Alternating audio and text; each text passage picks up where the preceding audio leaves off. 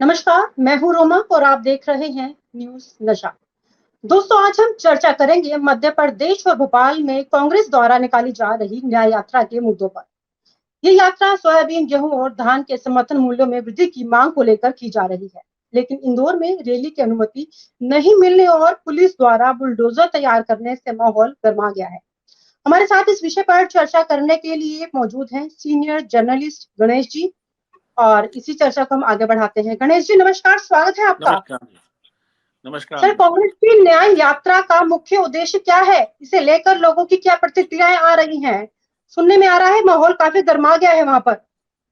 देखिए, ये तो बड़ा अच्छा संकेत है कि कांग्रेस कम से कम जो है सड़कों पे उतरी है, कम से जी। कम इतने वर्षों के बाद।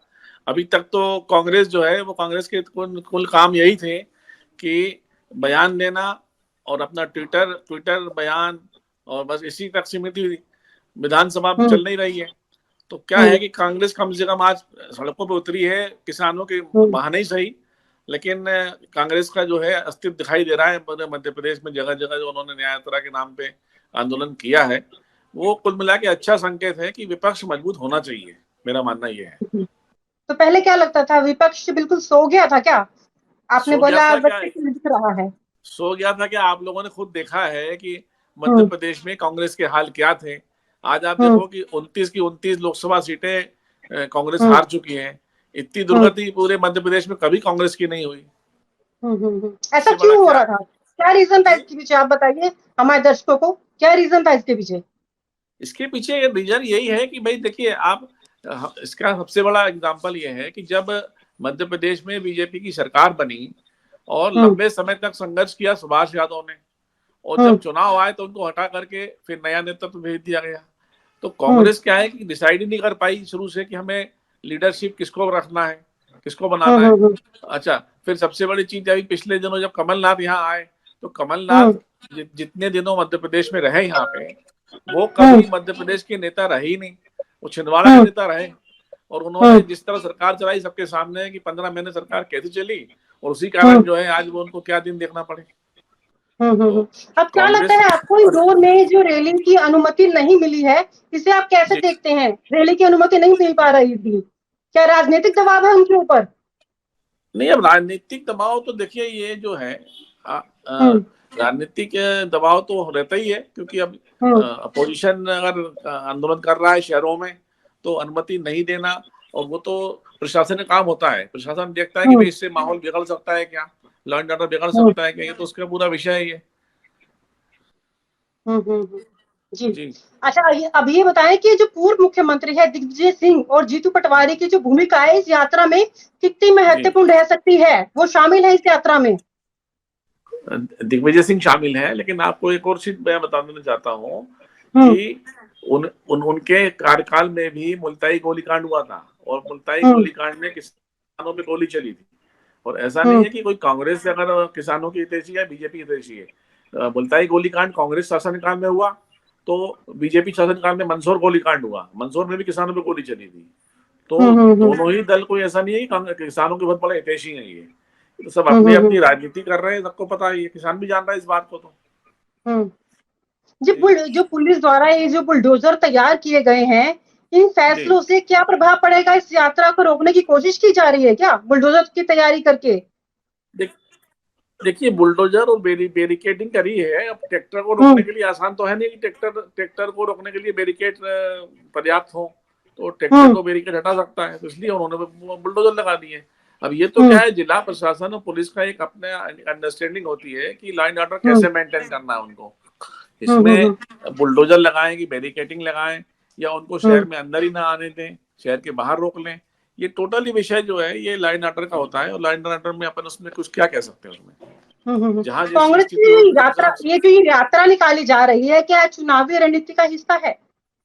जी, ये जो यात्रा निकाली जा रही है, ये रणनीति का हिस्सा है क्या? क्यों निकाली जा रही है? क्या इसके पीछे क्या रीजन है कि भाई हरियाणा में भी चुनाव होने वाले हैं? हम्म। रीजन तो आप समझ रहे हैं कि देखिए अभी हम्म। By hmm. इलेक्शन भी हैं तीनों जगह पे, हम्म। ठीक है। हम्म। और कांग्रेस क्या है कि आप देख रहे हैं लगातार इतने लंबे समय तक सत्ता से बाहर है, और कांग्रेस विपक्ष की भूमिका कभी निभा नहीं पाई। अब पहली बार ऐसा हम्म। लग रहा है कि हाँ भाई, कम से कम थोड़ा सा सड़कों पे कांग्रेस और कांग्रेस जन उतरे हैं।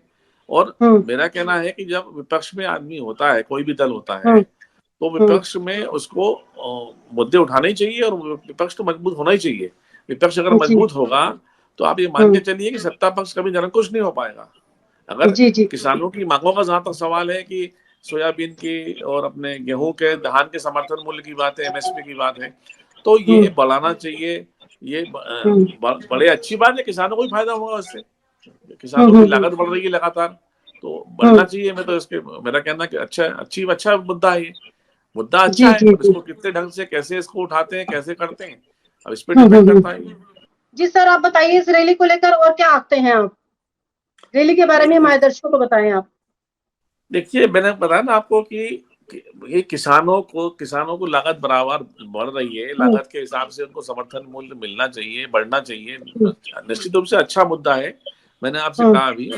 और किसानों के हर व्यक्ति पक्ष में है कि आप देखिए कि कोई भी एक व्यक्ति अगर अपना बिजनेस करता है, कोई भी चीज बनाता है, तो उसका मूल्य वो तय करता है, ठीक है। लेकिन किसान का समर्थन मूल्य सरकार तय करती है। ये भी तो अपने आप में बड़ा एक अजूबा है हिंदुस्तान के अंदर। सर, सरकार और विपक्ष के इस संघर्ष के बीच क्या वाकई किसानों को उनके उत्पाद का सही मूल्य मिल पाता है, और अगर नहीं तो इसका समाधान क्या हो सकता है? देखिए, समाधान उसका सीधा सा ये है कि देखिए, कई जगह जो है स्थिति ऐसी है कि पूरे हिंदुस्तान में एक जैसी ज्योग्राफिकल कंडीशन है नहीं, सॉइल कंडीशन है नहीं। तो क्या होता है कि जैसे जहाँ कहीं पे प्रोडक्शन ज्यादा होता है, कहीं प्रोडक्शन कम होता है, और हर जगह अलग अलग लागत होती है। ऐसा नहीं है कि जो पंजाब में लागत आई है किसान को, वो लागत मध्य प्रदेश में भी आएगी या उत्तर प्रदेश में भी आएगी। हर जगह किसान को लागत अलग लगती है।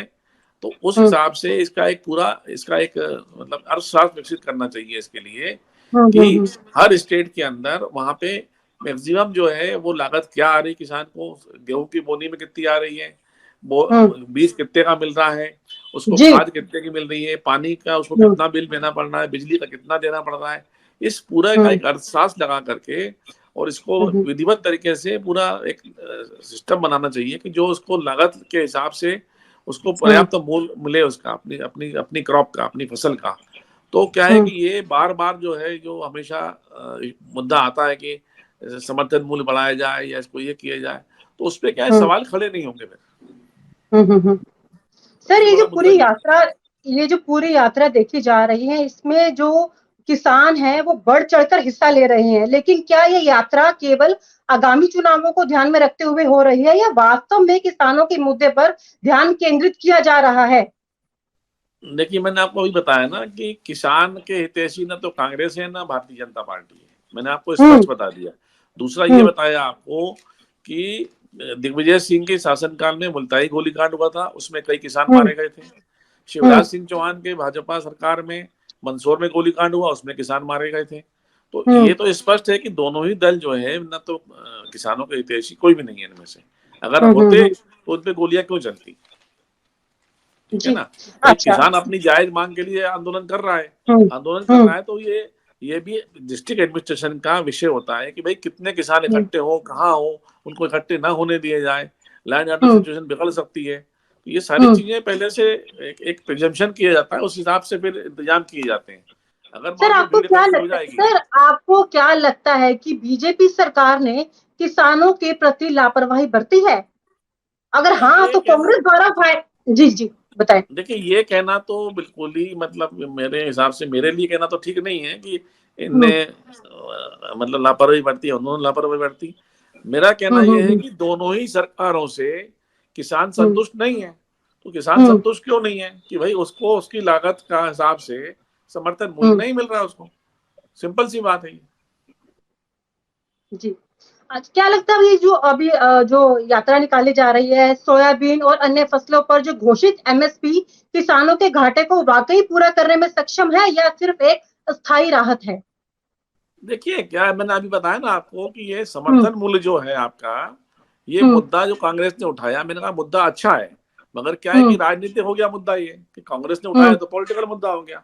तो कांग्रेस को जो है, अगर पहले क्यों याद नहीं आई, आज 10-15 साल से विपक्ष में है, तो और भी किसानों की समस्या रही है, उनके जमीनों के डिस्प्यूट रहे हैं। और कांग्रेस में तो आपको ध्यान होगा कि चरनोई की भूमि जो है लगातार घटा दी थी दिग्विजय सरकार ने, तो उस पर विवाद हुए थे।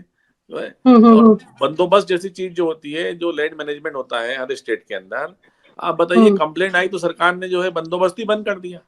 तो आज की तारीख में किसान को अकेले समर्थन मूल्य की बात थोड़ी है, किसानों को तो बहुत सारी समस्याएं हैं। उनको टाइम से बिजली नहीं मिलती, पानी नहीं मिलती, बीज नहीं मिलता, बीज जो है सर्टिफाइड नहीं होता, और बीज खरीदने के बाद बोने के बाद अंकुरित नहीं होता। तो ये तो मतलब आपराधिक लापरवाही है मेरे हिसाब से तो। जी जी जी। और चलिए आपके जी जी जी बताएं। इसके लिए किसी एक सरकार को अगर हम कहें कि साहब ये अच्छी है, वो बुरी है, वो अच्छी है, ये बुरी, देखिए लगातार ये समस्याएं बनी हुई है। आपने पूरे अखबारों में कई जगह पढ़ा होगा कि भाई किसानों ने इतने हजार का बीज खरीदा, बोया, अंकुरित नहीं हुआ। अब बताओ आप किसान क्या करेगा उसमें? जी बिल्कुल सही कहा। इस तरह की बहुत सारी चीजें हैं, समस्याएं उनकी।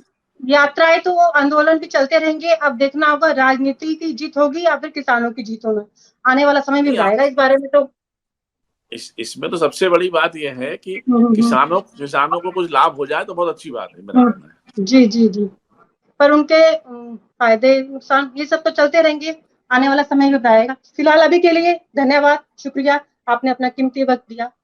और आप हमसे जुड़े रहने के लिए सब्सक्राइब करें YouTube पर, फॉलो करें Twitter पर और लाइक करें Facebook पर। और ज्यादा जानकारी के लिए आपको टाइप करना होगा सिर्फ न्यूज़ नशा।